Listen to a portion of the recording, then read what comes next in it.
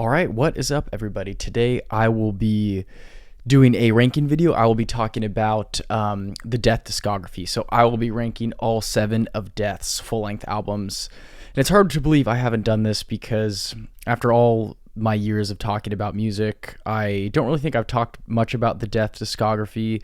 And of course, to me, Death was sort of the group that started it all and really launched my love for the death metal genre. And today we are going to be ranking all of these 7 full-length records.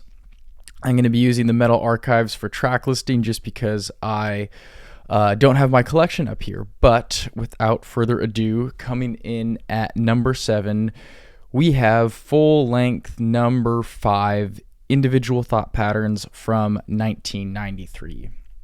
Not a bad record by any stretch of the imagination. I think for me, the only thing that puts it dead last is there's a little bit of lack of creativity in the songwriting and in some of the sounds. I think collectively the band is super tight. Of course, Gene Hoglan on drums is always a pleasure to listen to, and especially on this record. His performances on both Individual Thought Patterns and Symbolic are great.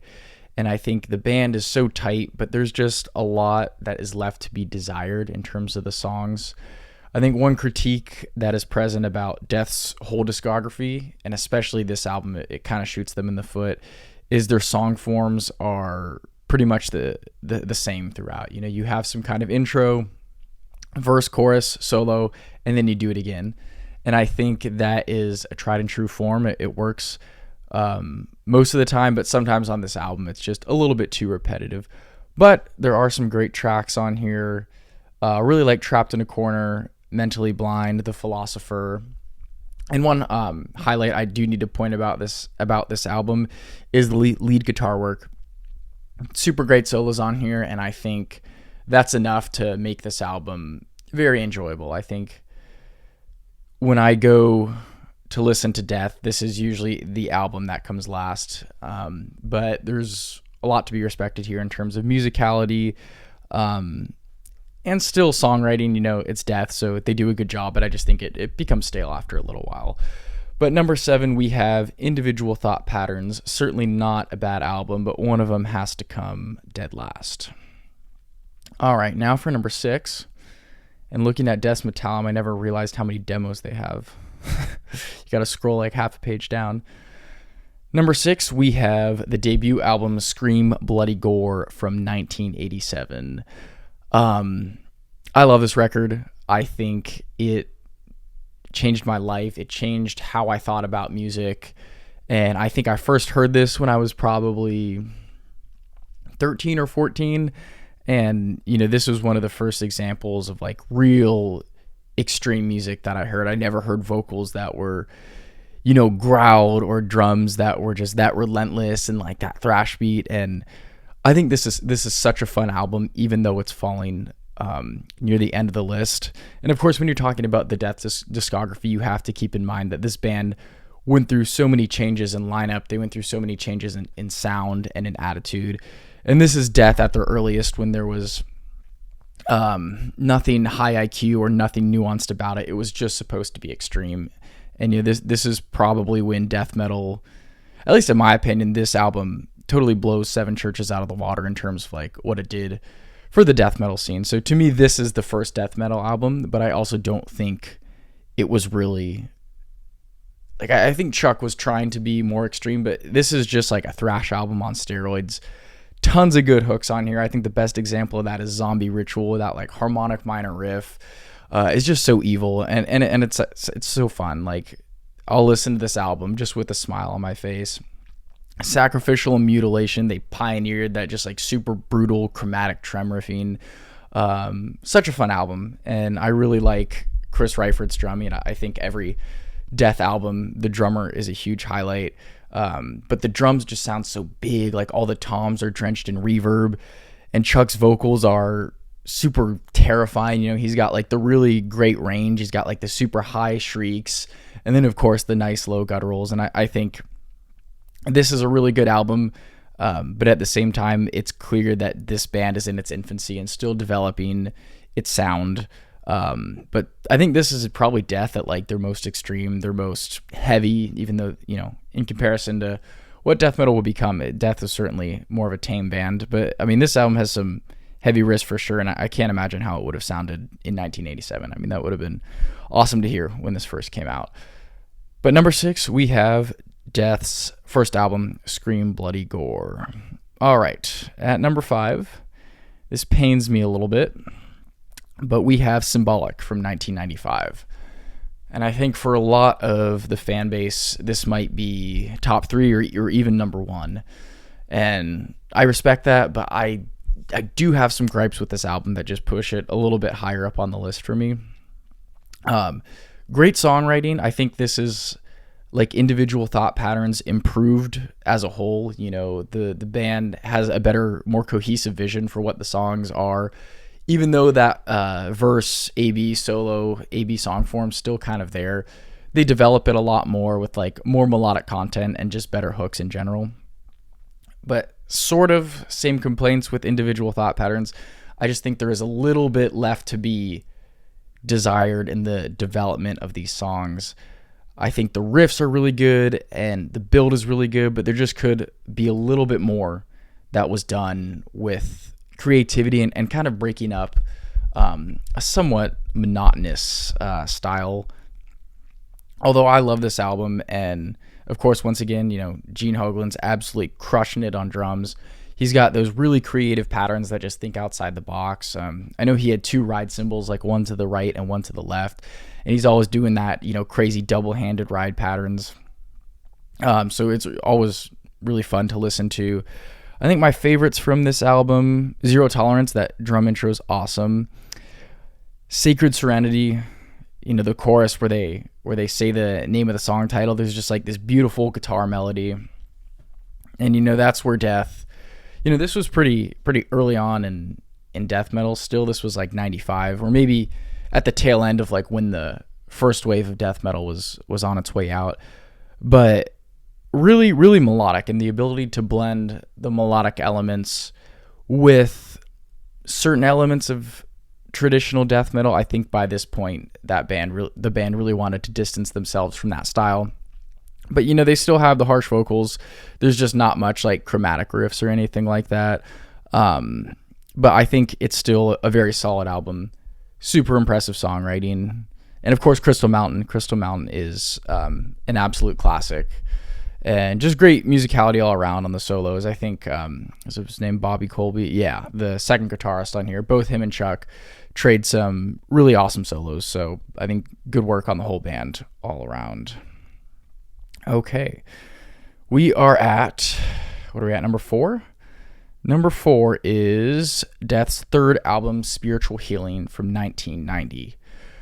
And before I filmed this video, I had my ranking in mind, and I was like, I'm going to do one more pass through of these albums because it's been a while. I listened to these pretty much daily from the ages of like 16 to 18, so I knew them really well, but it had been a little while since I listened to them, maybe like a couple years. So I re-listened to all of them a few times, and Spiritual Healing just slowly, climbed the ranking each time. This is such a cool album. Not to mention, I think the whole aesthetic of this album is super well done. The artwork's awesome. The lyrics are awesome. And as I was listening and analyzing, I think this is kind of the best example of what can happen when Death breaks out of that like traditional repetitive song structure they do. Because there's some songs on here, especially the opener, Living Monstrosity, that doesn't follow that same form. Like they have more of like a bridge or more of like middle riffs that come out of nowhere to really break it up. And the hooks are great.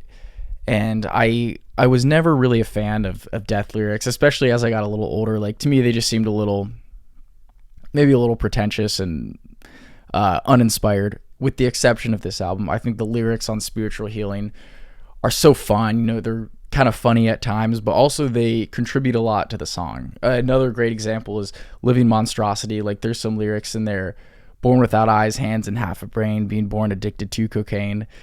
And it's just like those little vocal hooks really, really push the song into such a level of enjoyment that I don't think I've found with other Death albums. And I think this is where Death, like, they straddle the early years and also what's to come. They have that like a very harmonic minor bass style of riffing, but it's still death metal, like they have the chugs, they have the trem riffs, but they also have tapping, like I think tapping and especially early death was like such a big part of their sound. And you listen to the opening of Spiritual Healing and oh man, those riffs, they're timeless, but also in a sense it's like you'll never go back to hearing that the first time. Like I still love this band and I still absolutely love this record. But I think I wish I could go back and hear it the first time because it was just so much fun and so eye-opening for me, not really knowing a whole lot about the genre to hear these songs. And another highlight of this album is James Murphy on guitar, very highly melodic, somewhat neoclassical solos. Like I think he just had really creative melodies, and I think you can hear the difference on this album, like where are Chuck's solos, where are James's solos, because while I really do like Chuck's solos, James's solos just like splash all this really cool color onto this record. And then Bill Andrews, pretty meat and potatoes drumming, but at the same time, it is very outside the box in terms of like, just regular death metal drumming. And I think I took a lot of inspiration on like the way he'd open his hi-hat. Like there's a lot of like sort of disco type hi-hat patterns or closed hi-hat patterns on here. Really fun album. Love the theme, love the artwork, love the lyrics. Song highlights, of course, Living Monstrosity. I think Genetic Reconstruction and Killing Spree are great. I like this album because it keeps you hooked all the way to the end. Like sometimes, even in general, just like I'll lose interest maybe the last like 5 or 10 minutes of an album, but this one really stays all the way through. So love Spiritual Healing for that. That is number 4. And now we are on to the top 3. Coming in at number 3, we have The Sound of Perseverance. My absolute favorite of late era death. I think this album really is the best example of what the band was trying to do towards the end of their career. And I think what makes this album so special is I don't love all the musical choices about it, most notably the vocals, but the musicality is enough to push the enjoyment of this album for me just super high. And when I listen to this album, it not that I think the vocals are bad, I just prefer his other style of singing, and I think they're a little clunky on here, but the playing is so good. And here we go, now the songwriting is really in final form. There's still that bass of like intro, verse, chorus, repeat, but they're breaking it up with bridges, with bass breaks, with drum breaks, with all these different like compositional ideas that really keep you on your toes as a listener. And I've listened to this album a lot, and there's still things that like take me by surprise, or things that I'm still trying to figure out.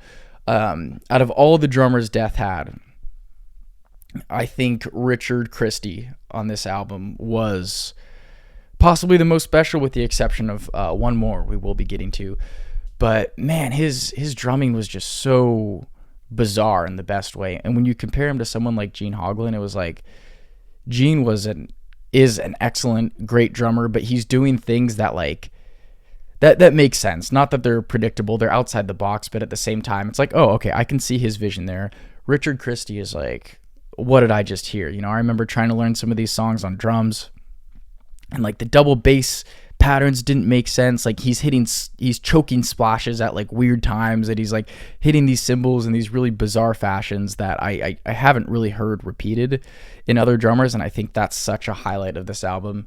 As a drummer, I'm always honing in on that. And like the intro to Scavenger of Human Sorrow, I think that's, I don't know, maybe the coolest drum intro I've ever heard. It's like bizarre, it's wacky, but it sets the pace. And I think the drums really lead this album. Like they put a great framework for everyone else to follow. And good examples of bass breaks. I think I know Spirit Crusher starts with that cool bass line, maybe Bite the Pain, Spirit Crusher, or the first song. I can't quite remember, but there's a bass break and like a middle section that really does wonders in breaking up that song form and keeping the listener on their toes. I think Flesh and the power it holds is kind of where I will say Chuck's vocals on this album really come out and sort of make me change my thoughts on them. But I think he's got some in the chorus. When he gets like really high, I can kind of hear the vocal style he's going for. And I think especially on that song, his vocals work really well. Voice of the Soul is a cool instrumental. And I think the last two songs are great. To Forgive is to Suffer and A Moment of Clarity. I think this is Death really thinking outside the box on all ends, melodically, compositionally, rhythmically. And I think this is a pretty super impressive album musically. And to me, that's where this shines. It's like, forget brutality, forget any kind of aesthetic or like cool vocals. Like, it's just really high class musicality, which I think can sometimes be lost on like people's appreciation, especially these days now that the emphasis on metals is more about being extreme or being fast, which I think is awesome. But I also think it's good to just like listen to some shred guitar and some like really creative, weird drums every once in a while. So number 3, The Sound of Perseverance. All right, coming into the top 2. And really, Sound of Perseverance and my number 2 could be flipped. I think I had them flipped, and then I just clicked on The Sound of Perseverance. So this is tied with Human at number 2. Human came out in 1991, and once again, I'm going to talk about the drums. Sean Reinert. A lot of Death drumming and a lot of Death albums changed my life. I think that term's kind of overused, but I do mean it genuinely in this sense. As someone who always was trying to find creative outlets and like push myself on the drums to be a little different, I think this album and Sound of Perseverance were eye-opening in what I wanted my drums or what I could make the drum kit sound like. And I think where, Richard Christie, Gene Hoglan, bizarre and creative, but, maybe sort of in the confines of like rock, Sean Reinert brought like a really, really authentic jazz fusion style to the drum set, which I think you hear a lot of guys cite this album for influence, but I haven't heard anyone with the exception of Lily Gruber from Defeated Sanity like really build on the style. And that was something I really wanted to try to do. I didn't really get a chance to make it happen. I probably wasn't playing stylistically the right music for this, but also, I'm not playing much metal these days. But if I ever come back to it, I'm also sort of out of practice on the drums, but I would love to just build on this style because I think it's so cool. It's like, it's the jazz fusion of the 70s and 80s in a metal context. Like, it's with double bass, it's with skank beats, but it's also with these like super cool double stroke fills, like splash hits, just like really awesome and creative jazz patterns. I think sort of like Spiritual Healing, but a little more with this album. The riffs that Chuck and the group were writing, like they're still death metal, but now you're really transitioning more into that late era Death territory. Personally, I never call Death like a progressive or like a technical death metal band, but they're just going a little bit beyond like the meat and potatoes style of death metal that was really popular in 1991, because this came out like, 91, 92 were like the peak of like old school death metal. And I think Death was ahead of the game because they started so early. So they're already trying to change their sound. And I think the production on this album is great. I prefer the remaster. But the way that Tom's sound it's like an eargasm, especially the drum intro, Flattening of Emotions. It's like the death metal Hot for Teacher. Secret Face has some great riffing, Lack of Comprehension, cool intro, great bass playing. I have yet to mention any death bassists, but Steve DiGiorgio on bass, really, really having some cool lines here. And if you really listen to this album, you're probably missing some bass lines. So I encourage you to listen to this on like some good speakers or headphones and listen to that bass. Like, he's doing all this weird stuff On Suicide Machine, he's got some slap bass that like match a Sean Reinert fill. And I think there's a bass solo even somewhere on here that I picked up for the first time. Maybe it's on Cosmic Sea or somewhere near the end. And I love the pacing of this album. It's 34 minutes, so on the shorter side for a Death record, but I really respect like just the straightforward, in and out mentality. It's a quick album, but there's so much for the listener to enjoy rhythmically, riff wise. I think here's where the Death formula really works for them, because there's so much to listen to in terms of like the rhythm work. And I think the solos are decent, but maybe a little less memorable than the other records. But the drums, really sell it, and songwriting's good. It's simple, but it's there. It's not really trying to like be flashy or anything. I think Human's a great album, and masterclass in drumming and creative bass playing and all that stuff. So at number 2, tied with Sound of Perseverance, we have Human. And if you know your discography, you know what's coming next. We have Death's second album, Leprosy, from 1988. At number 1, why is this the top spot? Well, for a couple reasons. It's very meat and potatoes. So musically, this is certainly Death, maybe even compared to Scream Bloody Gore, like maybe at their simplest. But I think there's things about this album that give it so much character and so much musicality that it just launches it to number 1 easily for me. I think it's the most enjoyable Death album for me personally to listen to. I love the artwork. I love the pink aesthetic. Like when I hear the guitar tone, I can see that perfect like shade of pink that the artwork has. And I think that's just kind of a goofy thing for me, but I always love when like the music matches the color scheme and the artwork. Once again, I really like the lyrics here. Like they're all about death, disease, and dying, and just really, I want to say very basic, like generic death metal stuff, but when you combine it with those riffs and when you combine it with the artwork, it creates for such a fun listen. I know I'm using that word a lot, but I love this album. And as I'm trying to talk about it, I realize I think I love it because maybe there's not a whole lot to talk about. It's just death metal in its earliest form. It's good riff after good riff. It's fun solo with whammy bar, all these like crazy things that I love about like just stupid death metal solos with melodicism present. Like Rick Ross and Chuck are absolutely crafting solos, but there is no shortage of the Floyd Rose going off and creating that kind of fun atmosphere.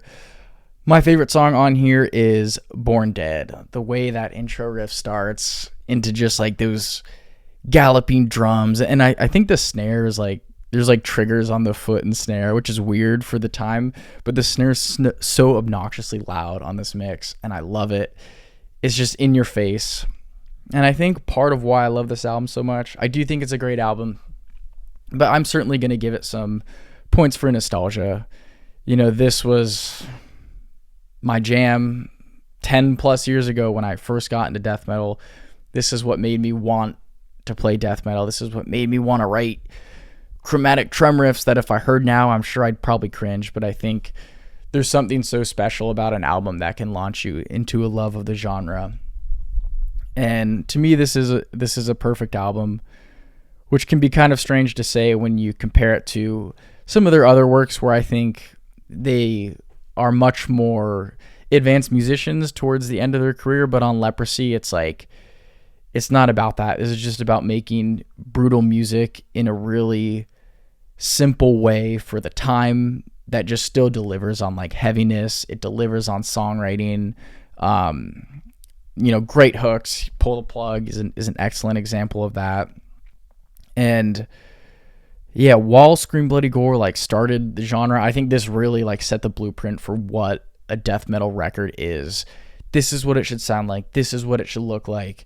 This is the pacing. This is the lyrics. This is the trem riff. This is the speed, like all that stuff. I think this album cemented itself as like the death metal blueprint.